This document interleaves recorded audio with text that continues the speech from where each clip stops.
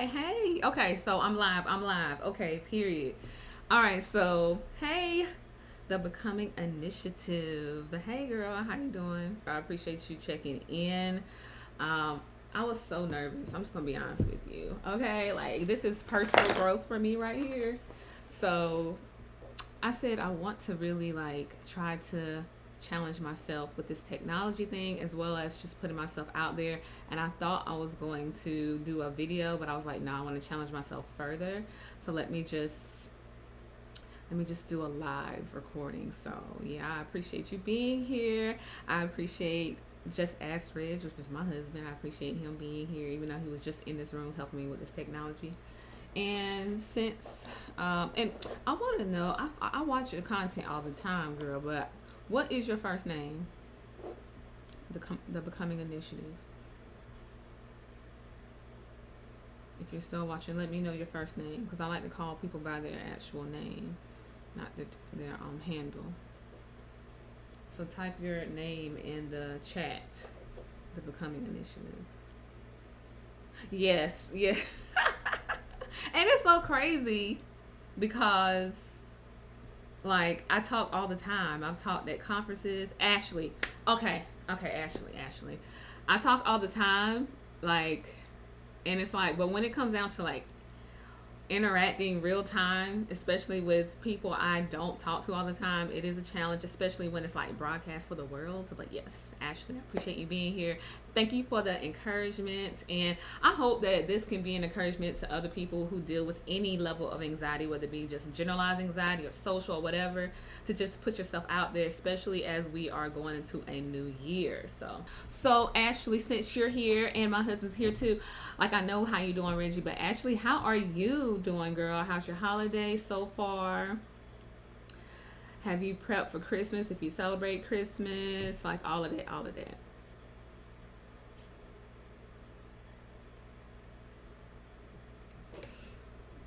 While she's getting the answer in there, like for those of you who are watching the replay, my name is Tania, and my channel is called Christ and Locs.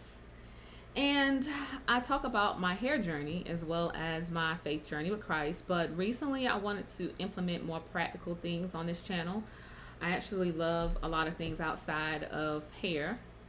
And I also want to just talk about the things that God has gifted me in reference to just money management and just living a lifestyle of just helping people better themselves. I love a lot of personal development. I love a lot of just different things creatively. So I just want to talk about more things in that regard. So just as Reg says, yeah. Okay. Yeah to what, Reggie? All right, so it's 6:05. So welcome to Ashley and Reg. And for those of you who will be catching the replay, I am Tania again, and I want to talk about the money management tips that God has just blessed me to implement in this year. These tips are evergreen. You can apply them to really any year. And I just want to talk a little bit about my money management habits that have helped me in reference to my transition career wise. Actually, I'm not sure if you are aware, I do have another channel talking about my career, but I just want to talk about how you can really, if you're dealing with any kind of career transition or just trying to manage your money in your household, whether you're single, whether you're married, whether you have kids, whether you don't, these things I believe can help. The way I'm going to be rolling out this information is I'm going to roll it out from a spiritual sense briefly and then also talk about it from a practical sense. I think a lot of people, especially in the Christian culture, don't really talk about money and faith. And it's a very sensitive topic, really depending on, how you grew up, if money was talked about freely in your environment. But one thing I've noticed since I surrendered my life to Christ a couple of years back is that money is it's a sensitive topic. But I just believe that it should be talked about more candidly in the Christian spaces because a lot of people are either having an issue with a poverty mindset or on the other side of prosperity mindset, and I think it should be more balanced. And if we had more conversations about money when it comes down to management of the household, your relationship with money, I think that we would be able to live better, especially in times like today when, you're dealing with inflation, you're dealing with a lot of aesthetics online and trying to keep up. We would just have more level headed mindset. So, yeah. So, I pray that everybody who tunes into this, especially if you're already here, I do appreciate you for being here, but everybody who tunes into here to this live on the replay receives something from this. So, the first thing that helped me in 2022 obviously is praying, being intentional about my prayer life when it comes down to my money. Like, I would invite God into my space whenever it comes down to reviewing my money management tips and stuff like that. So I would pray individually in devotion as well as with my husband. And whenever I started to pray over my money and my money management, God started to reveal different things to me in reference to just my relationship with money, in reference to how I grew up, how I was raised, and how I look at money right now. And I will say this also, even though this isn't a marriage live or anything like that, I realized that I had a different mindset towards money when I was single versus now that I've been married for a few years. So praying continuously over your money management habits, it's definitely going to help you in reference to how you engage with money. So the next thing, a lot of people kind of have a sensitive way of looking at tithing. So when I first surrendered to God, I wasn't even thinking about going to a church because I've had church hurt. But recently, my husband and I have been visiting a church, and I was called by God a few years ago, or a couple years ago, excuse me, to put 10% of my income when I was working a full-time job aside to for God to do whatever He wanted to do with. And God has been blessing me, even though I don't have a big old lump, because I do have few income streams. God has been blessing me, even though I'm still continuously putting that money to the side through the income streams I have. So discipline and tithing has been very helpful in my mindset and my relationship towards money too. The next thing that has helped me in 2022 regarding the spiritual side of it in regards to my money is seeking wise counsel, faith-based wise counsel when it comes down to managing my money. And one of the resources that I look to is a lady by the name of, I forgot her name, but her handle is The Organized Money on YouTube. So I would strongly suggest that if you are interested in money management, time management, planning, anything like that, you tune into her channel, because she's helped me a lot. She has been my mentor in my head when it comes down to money management and budgeting, and she's popping out a lot of content around this time of year, helping people to prepare for budgeting in the first quarter and things of that nature. So her, along with other resources, God has used her to help me, especially considering my mother, who was the main person that outside of my husband to help me with my mindset. She's no longer here, so having her as a mentor, The Organized Money, has been really helpful to me. So also, we talked about the spiritual side. I want to talk about more of the practical stuff. Now, I'm just going to preface this by saying that a lot of what I say might come as like redundant or maybe like mundane to some people, because I wasn't raised in a household where, I mean, the only thing really I was really stressed whenever I was growing up is get a good job, save your money, make sure you pay your bills on time. And that really was the long and short of it. So when it comes down to a lot of what I know now, it's been just learning off the gristle or learn through different resources like The Organized Money and other books that I've read as well. So I just want to preface that. So if that doesn't jive with you, then this might not be the live for you. The first thing that I think helped me a lot is that I made sure on a weekly or bi-weekly basis that I would look at my bank statements. One thing I realized is that I don't have a lot of subscriptions, but in the last couple of weeks, I've noticed that there's been some inconsistencies in some of the subscriptions I've had. So making sure that you check your bank statements can really help you to stay on top of any inconsistencies, anytime people might overcharge you or anything like that. So making sure you do that is going to be helpful just to start out.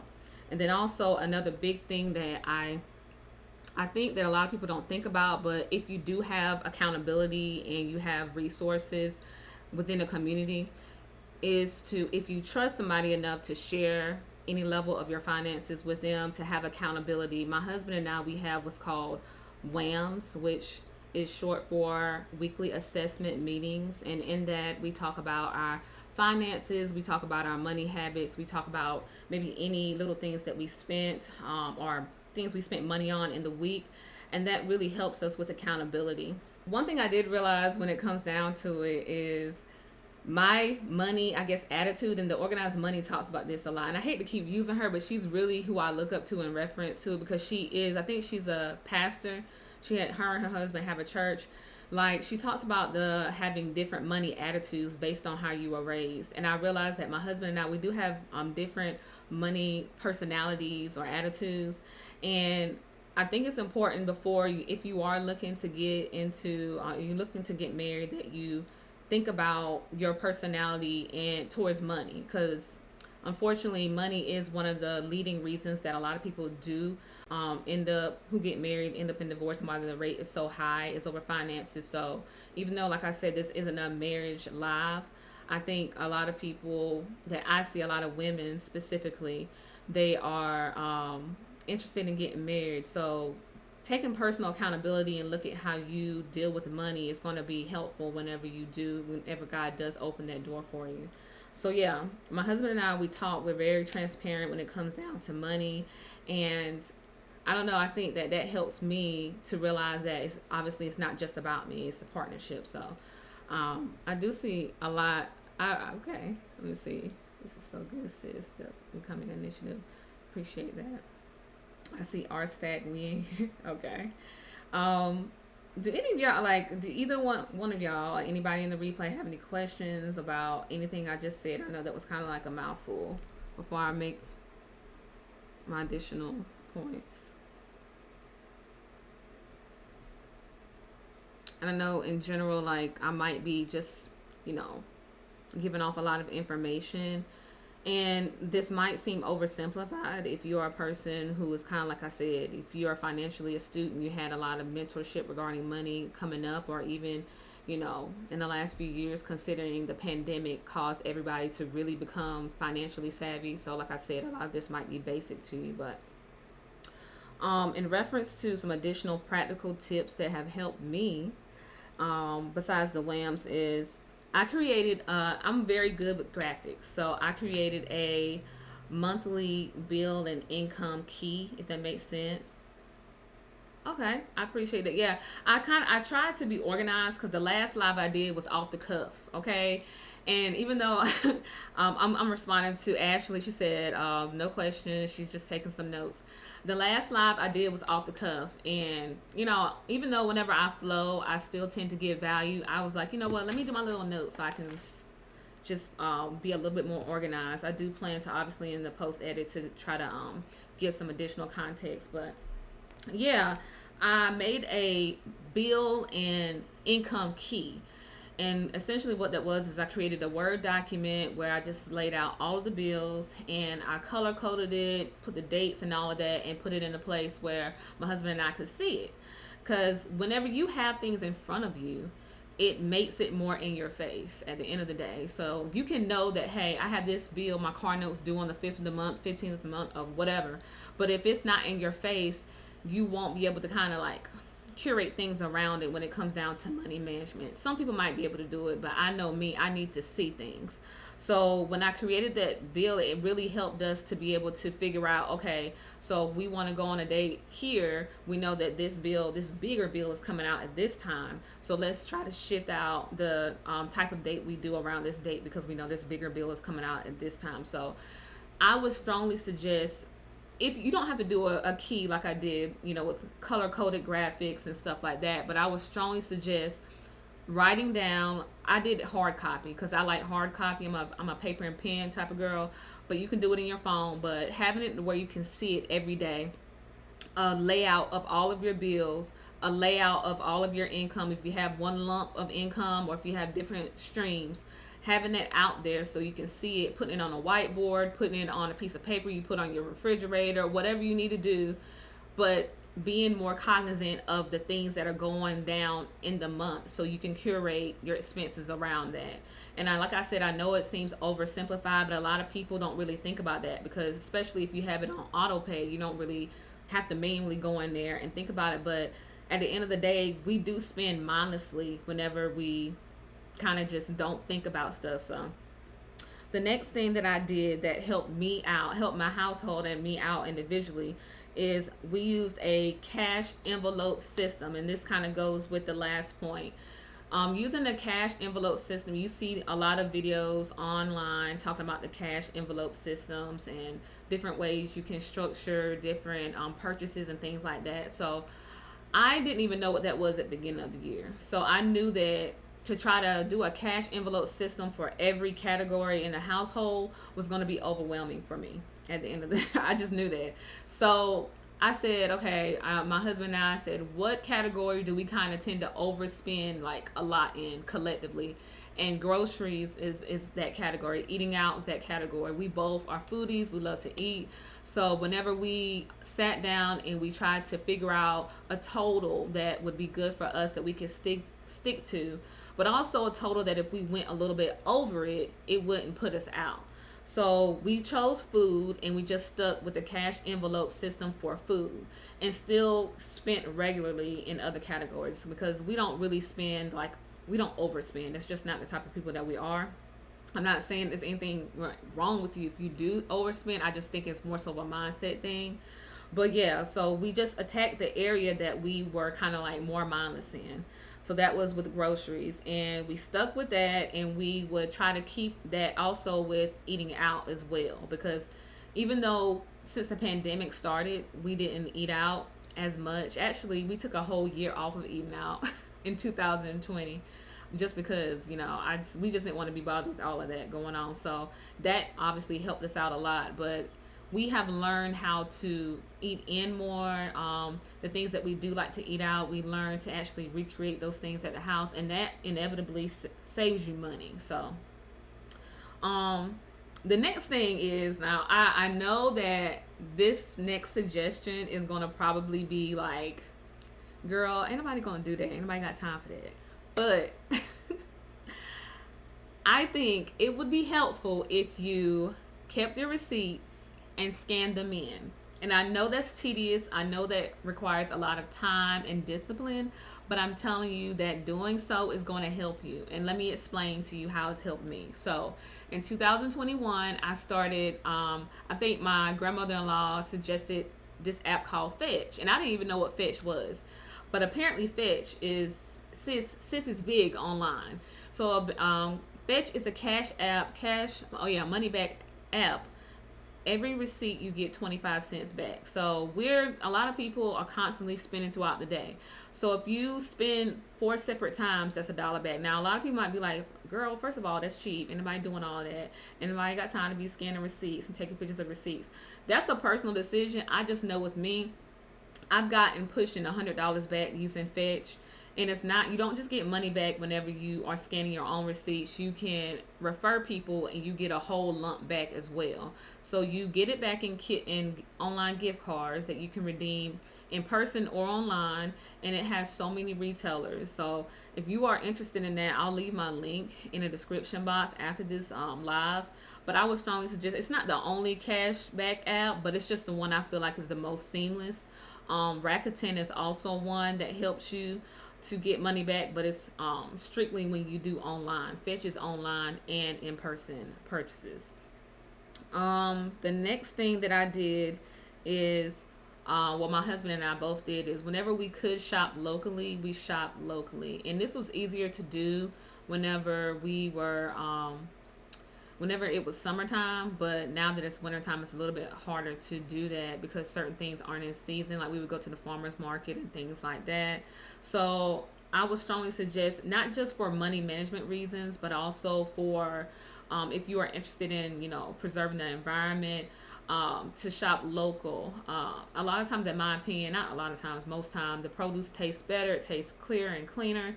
So we shopped at our local farmers market. We also shopped at our local Asian market. And we just have a lot of different ethnic stores in our area. So we try to be intentional with who we're giving our money to. And we've seen that there's been a big difference in our receipts, in our bills when it comes to that as well. So do any of y'all, do y'all have any insight on your own tips and money management tips for 2022, because I know I'm not the only person. I'm not a financial advisor or anything like that. I just know that when it comes down to money, I guess I've just been naturally blessed to be able to, like the dude on Everybody Hates Chris, the dad, how he could look at something. I joke about it all the time with my husband. I can look at something or eye a cart and be close to the amount. And that's just a gift of mine. But I know I'm not the only person who has any insight or tips. Like if you have any tips that you want to give, or not even just tips, just things that have helped you in this inflation economy to survive and to make it, or maybe to make some extra money, feel free to leave it in the chat. Ashley says, I've been feeling led to pray and make a monthly budget with the Holy Spirit. I definitely believe you should do that, because at the end of the day, if he's pricking your heart to do that, he has something specific for you, because that's what he did for me at the beginning of this year. Kind of going off what Ashley was saying, like I see so many things when it comes down to tithing, right? I think tithing, like I said earlier, is a personal conviction. And some people might be like, well, that's not tithing, that's just donating. You just donate. No, at the end of the day, if God specifically showed you an organization or a person to do something for, that is tithing in the spirit. That's just my opinion. Now you can fight me in the comment. I'm just playing. You can say what you need to say, and we can talk about it. I'm not gonna sit up here and kind of go back and forth, but email me about it. We can talk about it. But like I said earlier, my husband and I, we are visiting a church, and prayerfully, like that, if it's in God's will, that will be our home church. And then we will have a way to traditionally tithe, but that has been my way. One of the ways I've sown in the spirit, or tithe in the spirit, is helping people that God has specifically told me. Because I think when we're Christians, we kind of like to think that everything we hear that's good is God.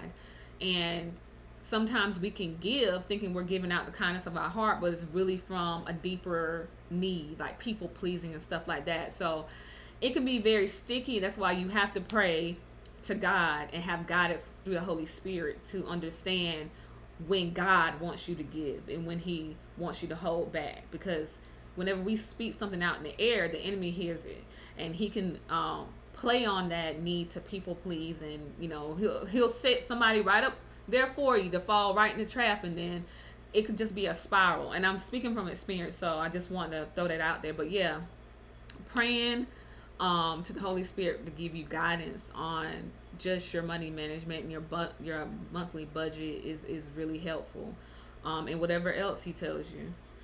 But also, I didn't mention this. I think it's important for me to mention this. Mental health. And I say this not just because I'm a former therapist, but it's because I'm experiencing it. I have a therapist that I talk to about the implications of the life transition that has impacted my finances, meaning leaving my therapist job and how that has impacted my finances. A lot of people underestimate the importance of having clarity of mind and being in a good mental space when it comes down to managing your money. How else can you make clear thoughts or have clear thoughts about your money if you're not getting help processing it? And it's not to say, obviously, that God can't speak to you directly through prayer and devotion, but he tells us to have communion with people for a purpose. And I sought out a therapist. Like I said, I've had a few different therapists over the last few years. All of them have been Christian. All of them have been women. But lately, I sought out a new therapist. She's Christian as well, through Open Path Collective. And I say that because Open Path Collective is a source or resource that has low-cost therapy. They offer individual and couples therapy, and it could be about whatever topic. But a lot of people use I don't have enough money as an excuse to not seek therapy. And I think whenever you have any kind of issues around money, whether it be overspending, whether it be a poverty mindset, whether it be feeling less than because you don't have a certain aesthetic or whatever, I think it's important to process those things out. And sometimes the people in your personal space, you don't feel comfortable processing those things out with them. Or maybe you don't have access to the community that you feel comfortable with. So therapists are trained professionals who are trained to keep your business private. And if you do your research, you can actually find someone who meets your needs and you feel comfortable with, and they can give you insight. Now, I can't tell you, I mean, I can make my suggestions as a professional and a Christian, but I can't ultimately make that decision for you. You have to decide, I need to get this, I need to process these money issues out with a professional, or it doesn't have to be a clinical therapist, it can be a faith-based counselor. Um, Yes, Ashley. Open Path Collective has therapists and counselors that are virtual and in person. I actually see mine online, and I really appreciate her. She's dope. Okay, actually, all my therapists have been online. I don't know, like, and I've done in person, like on the other side of the desk, implemented in person therapy, but I guess I just like the convenience of online therapy. I just do. Like, I like the fact that I could just be in my PJs, or at least, my PJ pants, and have my little cute shirt on. I just like the fact I can have this, be in my space. And I think that when you're in your own personal space, it opens you up to be even more comfortable to be vulnerable with your therapist. So really, Open Path Collective or any other type of therapist portal where you can find therapists, whether it be therapy for Black girls, Open Path Collective. Open Path Collective is the only one that is income based, that helps out with low cost therapy.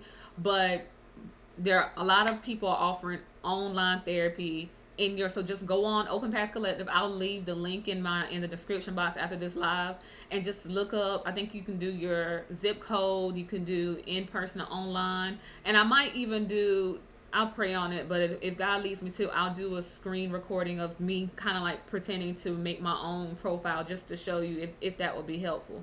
One of the things that God has led me to practically do, and I don't know if I'm going to do it on this channel or my other channel, is to show people how to help themselves in ways when they don't have community around them. And I say that because I am that person.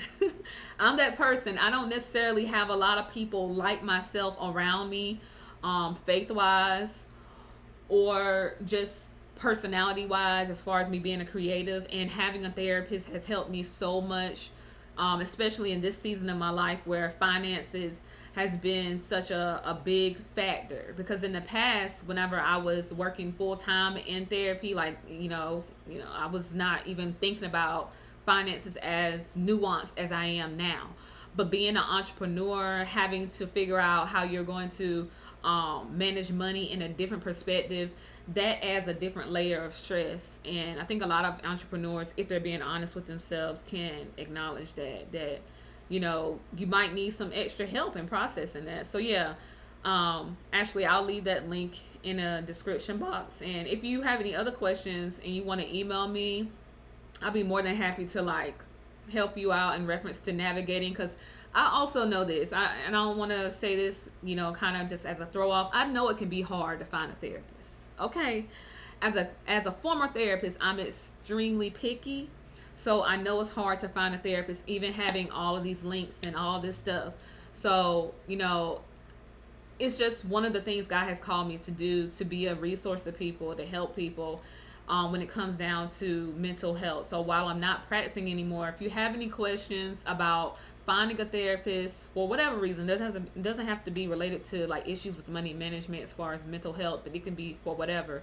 Just email me. I'll leave my email in the box below, and we can go from there. So just to recap, we talked about spiritual and practical ways that have helped me navigate the transition financially from being a therapist and having other streams of income to cutting that stream of income off, and how my husband and I have navigated that financially, and how God has kept us through that.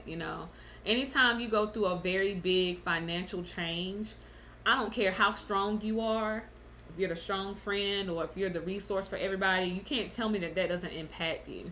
And you can't tell me that if you don't find some level of resource, whether it be a book, whether it be a person, that something isn't going to go awry. It is. Oh, I forgot. There's one more thing I want to share with you. Now, this is more for my other channel, but it was here, so I was like, why not? $100 startup, reinvent the way you make a living, do what you love, and create a new future. So yeah, I would strongly suggest this one. It's a little thick. She a little thick, but got a little bit of stains on it too, but that's fine. You can start a business for less than $100, and I know that because I have. Ashley, I do appreciate you being up in here, girl, because look, I was going to do this whether it was just me or the Holy Spirit, okay? I really do appreciate you guys for checking in and just being here with me. And I also realize that people will look at the replay. If you have any questions or comments, please. Oh, thank you. I appreciate that. I think Ashley, I think I remember your comment last time too, and I appreciate you kind of seeing where I was coming from because I was worried about that live being taken the wrong way. I was worried about, oh man, she just sit up here doing stuff for. I'm like, that's not who I am. I genuinely am a person who is authentic and real, and really just have a heart for people. But I mean, at the end of the day, that could be something that like I said, it's processed within community. But I appreciate you guys for being here, and I'm going to check out. Hopefully, yeah, I tried with this technology thing. It's gonna keep getting better. It's gonna keep going up in the name of Jesus. But yeah, at least it didn't clock out like it did last time. I really do appreciate you guys for making it to this point. Like I said, I pray that God gave you something out of this, something for you to take and pray over. Feel free to reach out to me. My email will be in the description box, whether it be over money management, finding a therapist, or whatever. Just reach out to me if you need any insight on whatever. And until the next live stream, on whatever it may be, whatever God tells me to do. God bless. Bye-bye.